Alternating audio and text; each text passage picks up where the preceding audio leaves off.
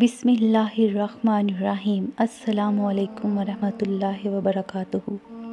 پتہ ہے کیا، جب کوئی شخص آپ کو چھوڑ دے تو اس کا مطلب یہ نہیں ہوتا کہ دنیا ختم ہو گئی ہے، زندگی ختم ہو گئی ہے اور اب آگے جینا ہی نہیں ہے۔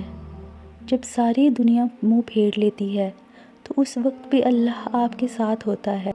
تو اس لیے اپنے لیے نہیں تو اللہ کے لیے یہ زندگی جینی ہے۔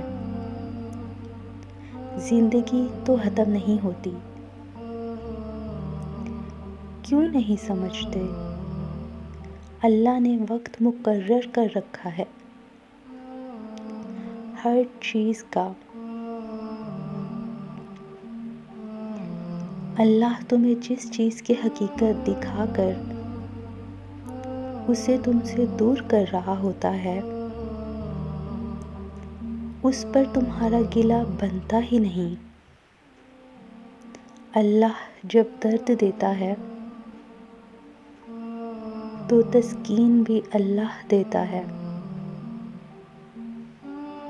تم مانگو اسی سے تسکین،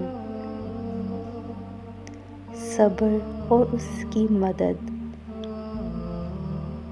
پھر دیکھنا تم رحمان کو رحیم پاؤ گے۔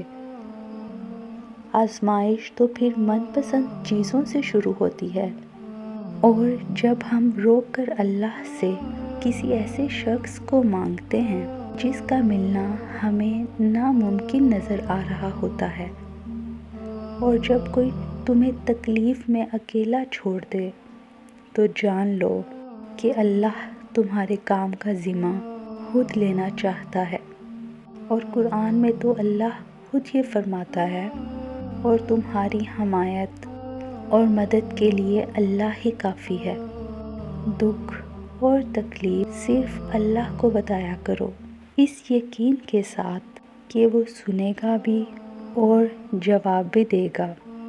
اگر اللہ تعالیٰ آپ سے کوئی چیز چھین لینا تو بس اپنے رب پر بھروسہ کرنا اور صبر کرنا۔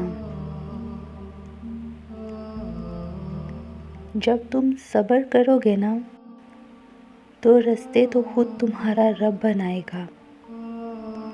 اس نے کہا ہے نا کہ وہ صبر کرنے والوں کے ساتھ ہے۔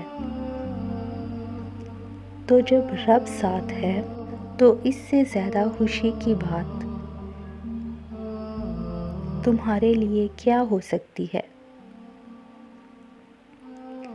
جب انسان لوگوں کی جگہ اپنے اللہ پر آنکھ بند کر کے یقین کرتا ہے تو اللہ کبھی اسے مایوس نہیں کرتا۔